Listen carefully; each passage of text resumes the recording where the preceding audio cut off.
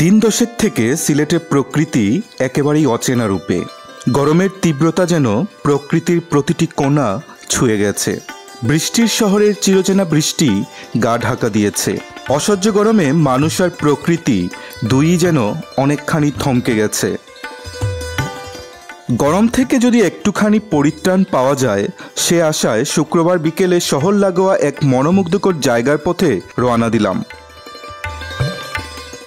যেখানে চারদিকে ছড়িয়ে আছে ছোট ছোট সবুজ টিলা আর দিগন্ত বিস্তৃত জলরাশি।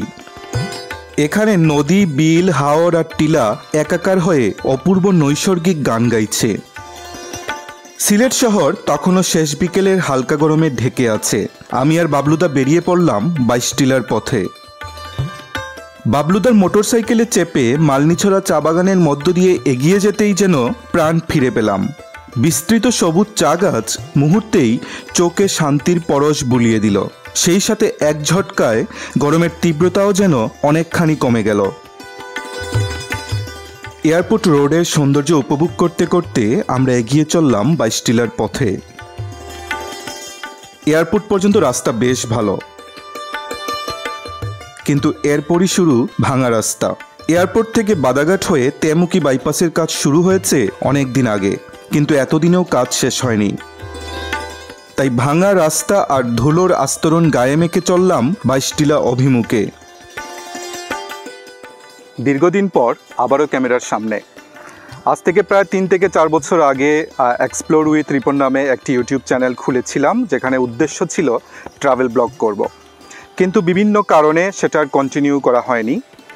আজ অনেক দিন পর আবার মনে হলো যে শুরু করা যাক, সবাই যখন করছে তবে আমি কেন নই। তাই সেই ভাবনা থেকে আবারও শুরু করতে যাচ্ছি। আজকে আমরা এসেছি সিলেট শহরেরই একদমই কাছে একটা জায়গা, খুবই সুন্দর জায়গা, 22 টিলা।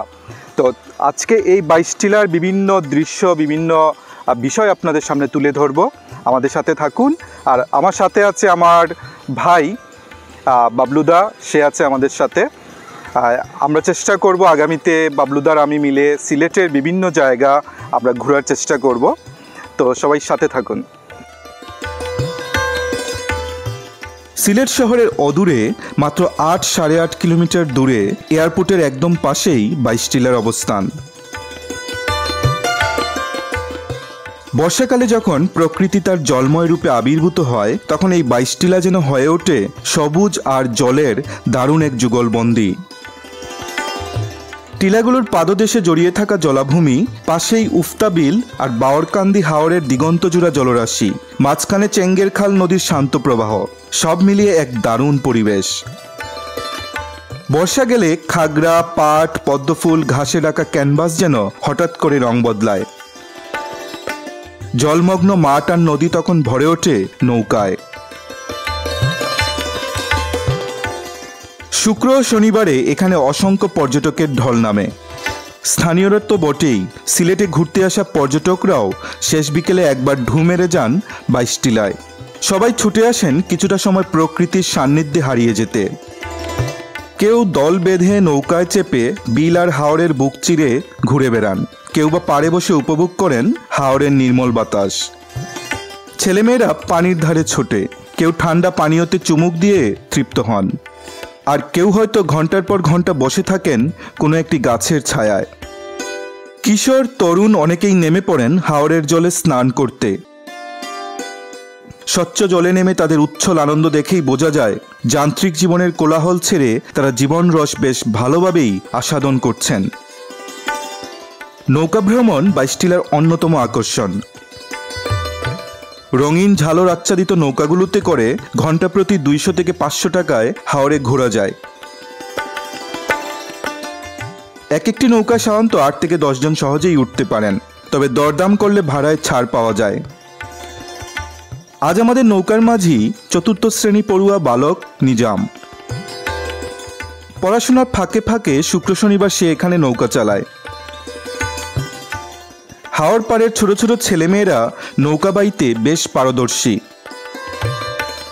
প্রতিটি বাড়িতেই আর কিছু থাক বা না থাক একটা ছোট ডিঙি নৌকা থাকেই। হাওর লাগোয়া দ্বীপের মতো সবুজে ঢাকা ছোট্ট গ্রামে নিজামের বাড়ি। বড় ভাইয়ের তত্ত্বাবধানে সে এখানে নৌকা চালায়। রঙিন ঝালর লাগানো নৌকাটি বেশ শক্তপোক্ত। সন্ধ্যার আগ মুহূর্তে যখন আকাশ লালচে হয়ে আসে, তখন হাওরের পাড়ে বসে নরম বাতাসের সাথে চা পানের অনুভূতিই যেন হয় ভ্রমণের সেরা প্রাপ্তি। তবে 22 টিলা শুধু সৌন্দর্যের গল্প নয়, এর সাথে জড়িয়ে আছে বেদনাময় অতীত। 1971 সালে মহান মুক্তিযুদ্ধের সময় পাক হানাদার বাহিনী এই 22 টিলাকে বানিয়েছিল এক বিভীষিকাময় গণহত্যাস্থল। 8 মে কিছু বাঙালিকে ধরে এনে এখানে একসাথে হত্যা করা হয়। নারী, শিশু, বৃদ্ধ কেউই রেহাই পায়নি। পাক হানাদাররা ধর্ম নির্বিশেষে অসংখ্য শহীদের লাশ গর্তে মাটি চাপা দিয়ে গণকবর দেয়। মুনতাসির মামুন সম্পাদিত মুক্তিযুদ্ধ কোষ 2য় খণ্ডে এই গণহত্যার কথা উল্লেখ আছে। তবে সময় থেমে থাকে না। এখন 22 টিলা আবার নতুনভাবে জেগে উঠেছে। গড়ে উঠেছে একটি ইকো পার্ক। যারা ছবি তুলতে ভালোবাসেন, প্রকৃতির ভাজে বাজে হারিয়ে যেতে চান, তাদের জন্য 22 টিলা একটি আদর্শ জায়গা। ভরা পূর্ণিমা রাতে 22 টিলার রূপ আবার ভিন্ন। সাদা আলোর নিচে সবুজ টিলা আর জলের প্রতিচ্ছবি দেখে মনে হয় এ যেন ছবির ভেতর ঢুকে পড়েছি আমরা। সিলেট শহরের আম্বরখানা থেকে সিএনজি চালিত অটোরিকশায় 22 টিলা পৌঁছাতে খরচ হবে আনুমানিক 150 থেকে 200 টাকা। শহরের যে কোনো জায়গা থেকে রিক্সা বা সিএনজি পাওয়া যায়। 22 টিলা এমন এক জায়গা যেখানে প্রকৃতি, মানুষ, ইতিহাস আর ভ্রমণের আনন্দ একসাথে মিশে গেছে। আপনি যদি প্রকৃতিকে ভালোবাসেন, তবে 22 টিলা আপনাকে হতাশ করবে না। একবার ঘুরে এসে দেখুন, হয়তো এখানেই আপনি খুঁজে পাবেন নিজের হারিয়ে যাওয়া প্রশান্তি।